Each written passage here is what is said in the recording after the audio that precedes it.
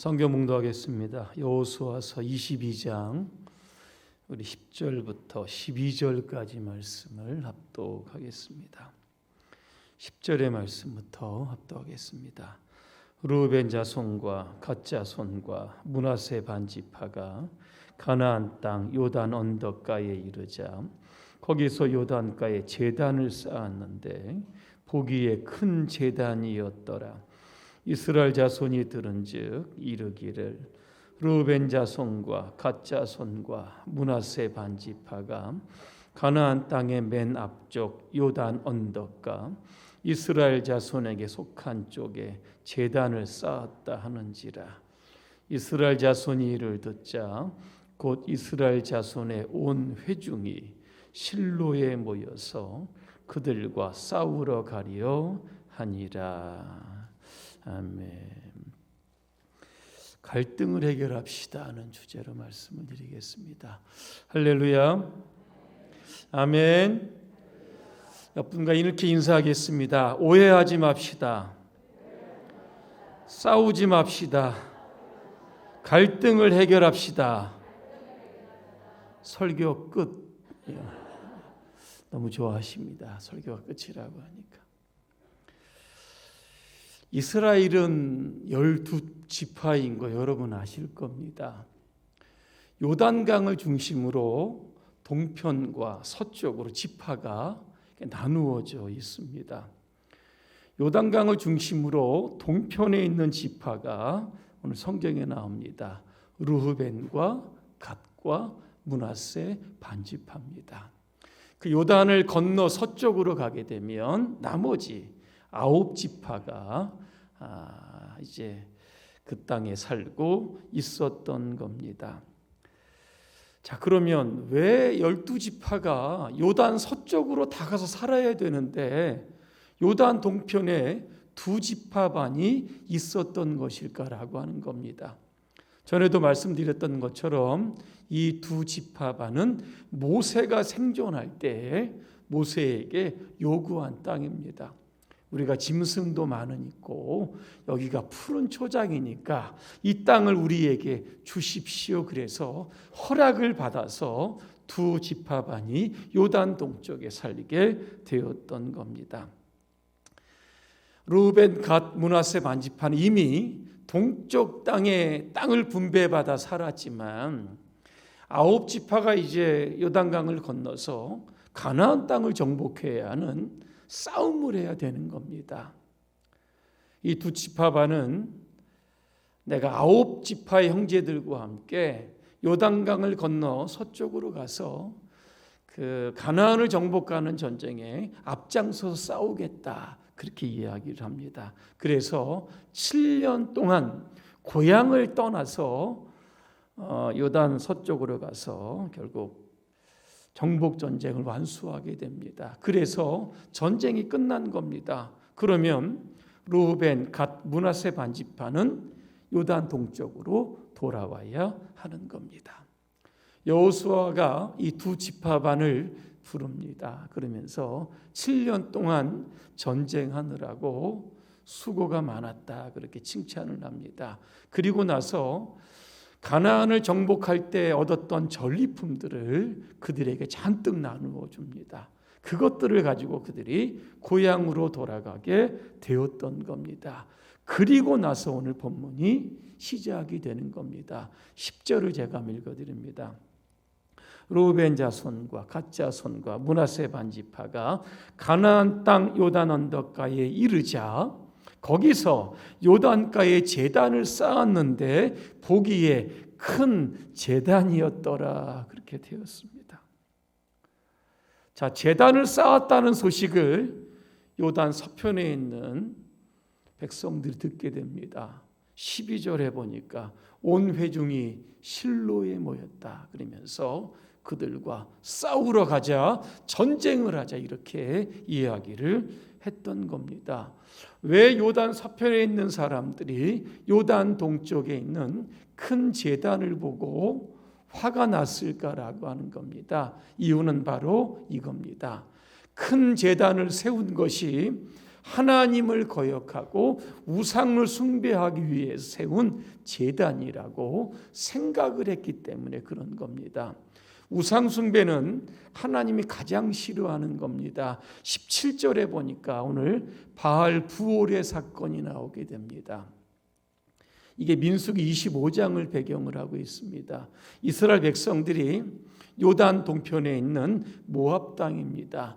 시딤 땅에 딱 이르게 되자 모압 사람의 딸들이 이스라엘 백성들을 이렇게 유혹하게 되는 겁니다. 우리가 신들에게 제사를 하는데 우리의 제사에 참여를 해서 우리와 함께 먹고 마시자, 그렇게 했던 겁니다. 그래서 이스라엘 백성들이 그들의 제사에 참여를 하게 되었던 겁니다. 바알 부올이라고 하는 것은 바알의 우상에게 제사를 드렸다는 겁니다. 이 사건 때문에 하나님이 얼마나 화가 나셨는지 모세에게 이렇게 이야기하십니다. 이스라엘의 우두머리를 모아 대낮에 그의 머리를 목매달아라, 그렇게 이야기합니다. 그것도 화가 안 풀리셨는지 연병으로 이스라엘 백성들을 치셨는데 24,000명이 바알 부올의 사건으로 인하여서 죽었던 겁니다.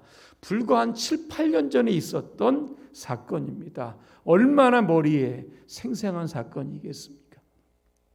근데 요단 동편에 있는 사람들이 큰 제단을 세워서 우상에게 숭배한다고 생각을 했던 겁니다. 그래서 당장이라도 달려가서 우상 숭배를 멈추고 제단을 허물려고 했던 겁니다. 위기의 순간입니다. 동족 상잔의 비극이 일어나기 일보 직전입니다. 여호수아가 이 갈등의 문제를 해결합니다. 어떻게 했는지 오늘 본문에 보니까 세 가지 방법을 제시하고 있습니다. 첫째, 갈등을 해결하려고 하면 상대방의 이야기를 잘 경청해야 하는 겁니다. 오늘 여호수아는 특별조사단을 꾸립니다. 13절과 14절에 보니까 비느하스를 중심으로 10명의 조사단을 이제 구성을 해서 요단 동편으로 파견하게 되는 겁니다. 그들이 가서 그들에게 묻는 겁니다. 왜 큰 제단을 쌓았느냐, 그렇게 물어봤던 겁니다. 그들이 이렇게 대답을 하는 겁니다. 26절에 보니까 제단을 쌓은 것은 번제를 위한 것도 아니고 다른 제사를 위한 것도 아니다. 무슨 말입니까? 우상 숭배하려고 제단 쌓은 거 아니라는 겁니다. 28절입니다. 오직 너희와 우리 사이에 증거만 되게 할 뿐이다, 이렇게 이야기합니다. 무슨 증거를 남기기 위해서 제단을 쌓은 겁니까? 이유는 한 가지입니다. 요단 동편에 있는 사람이나 서편에 있는 사람 모두가 다 한 이스라엘의 공동체임, 이거를 증거로 남기기 위해서 제단을 쌓았다라고 하는 겁니다. 왜 이런 제단이 필요할까? 왜 이런 증거가 필요할까라고 하는 겁니다. 아마 이런 이유였을 겁니다.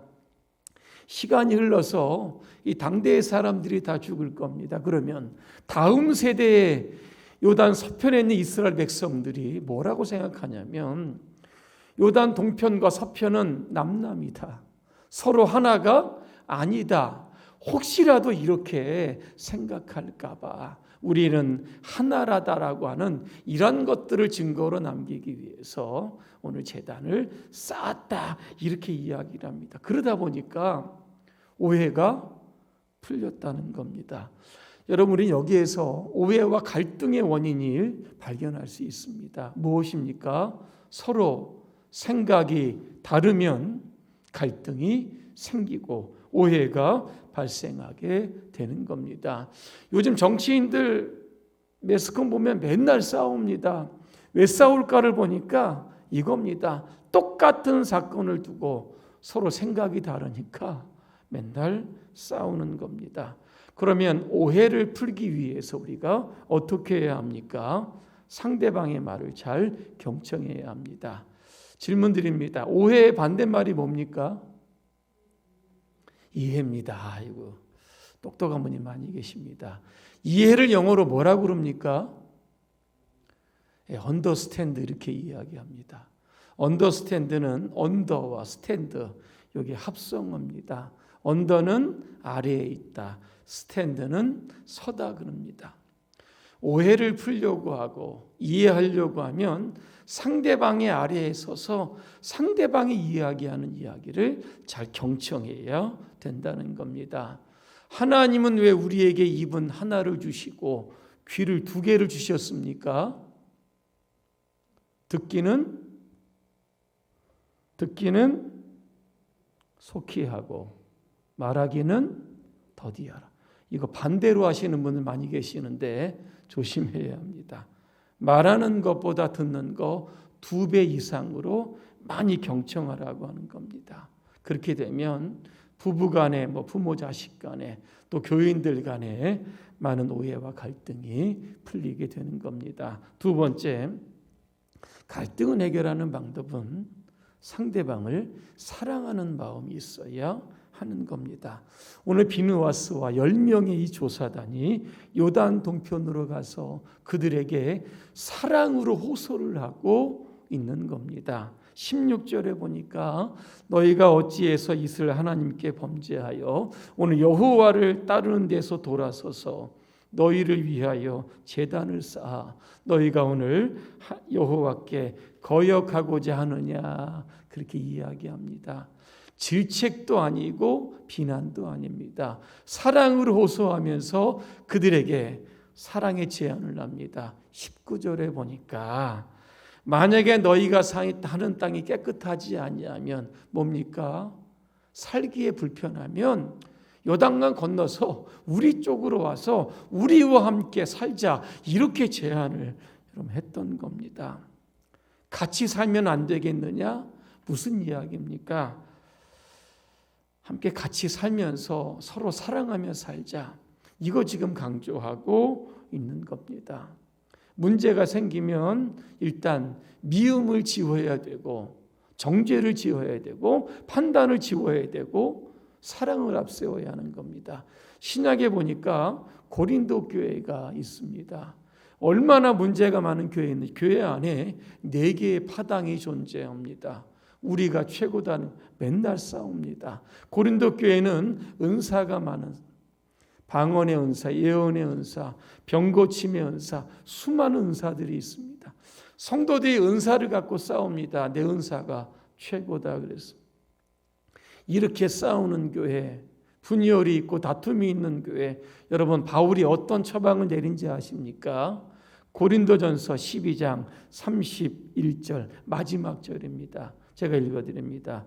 그러나 여러분은 더 큰 은사를 열심히 구하십시오. 이제 내가 가장 좋은 길을 여러분에게 보여드리겠습니다. 그리고 나서 어디로 넘어갑니까? 고린도전서 13장 사랑장입니다. 사랑을 쭉 이야기하는 겁니다.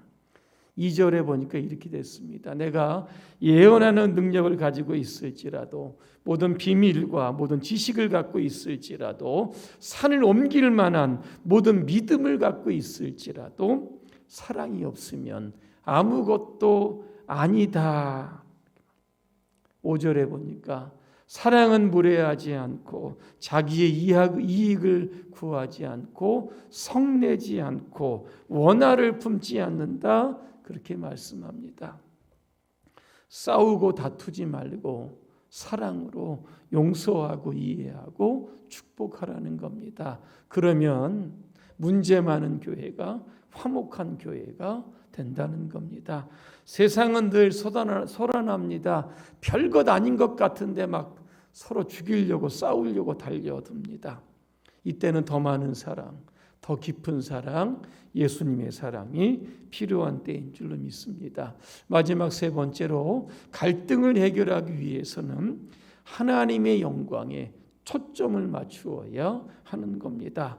특별조사단이 가서 이야기를 들어보니까 오해가 풀립니다. 요단강을 건너 이제 자기 땅으로 옵니다. 백성들에게 이야기합니다. 저 큰 제단은 우상을 숭배하기 위해 쌓은 제단이 아니었습니다. 우리나 저 사람들이나 똑같이 하나님을 믿는 공동체임을 이거 증거하기 위해서 쌓은 제단이었습니다. 그러니까 백성들의 오해가 풀렸던 겁니다. 그러면서 오늘 33절에 보니까 하나님을 찬송했다 그랬습니다. 그리고 그들이 쌓은 제단을 애시라고 불렀습니다. 애시 무슨 뜻인가? 오늘 34절에 보니까 우리 사이의 이 제단은 여호와께서 하나님이 되시는 증거다 그랬습니다. 뭡니까? 두 지파 간의 오해와 갈등이 풀렸고 이 일을 통해서 요단 동편과 서편에 있는 사람들이 하나님께 영광을 돌렸다라고 하는 겁니다. 여러분 금강산 저는 안 가봤지만 금강산에 가면 이 만물상 코스가 있다고 합니다. 이 만물상은 그 생김새가 마치 이 세상에 있는 모든 형태의 물체를 한 곳에 모아두었다. 그렇게 해서 만물상이라고 하는 이름이 붙였다고 합니다. 어떤 바위는 사람 같고 어떤 바위는 호랑이 같고 어떤 바위는 새 같다는 겁니다. 그런데 이것들은 올라갈 때 볼 때 다르고 내려올 때 볼 때 다르다는 겁니다. 아침에 볼 때 다르고 저녁에 볼 때 다른 겁니다. 그리고 보는 사람의 수준과 지식에 따라서 그 바위가 다르게 보인다고 하는 겁니다.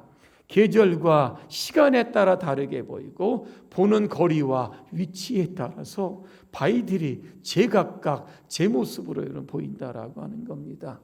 그래서 세상 만물이 여기에 다 모인 것 같다라고 해서 만물상이라고 하는 이름이 붙여졌다고 합니다. 우리가 사는 세상도 여러분 만물상이 아닐까 저는 그렇게 생각해 봅니다. 사랑의 눈으로 바라보면 동서남북 다 아름다운 것만 보일 것이고 삐딱한 눈으로 바라보게 되면 싸움할 대상으로 여러분 보일 겁니다. 오늘 저와 여러분 이 땅에 살아가는 동안 갈등이 생기고 오해가 발생할 수 있습니다. 그럴 때마다 경청과 여러분 사랑의 마음으로 접근하시고 그 갈등을 이제 하나님께 영광 돌리는 그러한 것으로 여러분 승화시켜 가시기를 주님의 이름으로 축복합니다. 기도하겠습니다. 은혜로우신 하나님, 우리에게 경청하는 귀와 사랑하는 마음을 주시옵소서. 그래서 오해를 이해로 바꾸고 갈등을 화평으로 바꾸어가는 피스메이커로 살게 하옵소서. 예수님의 이름으로 기도합니다. 아멘.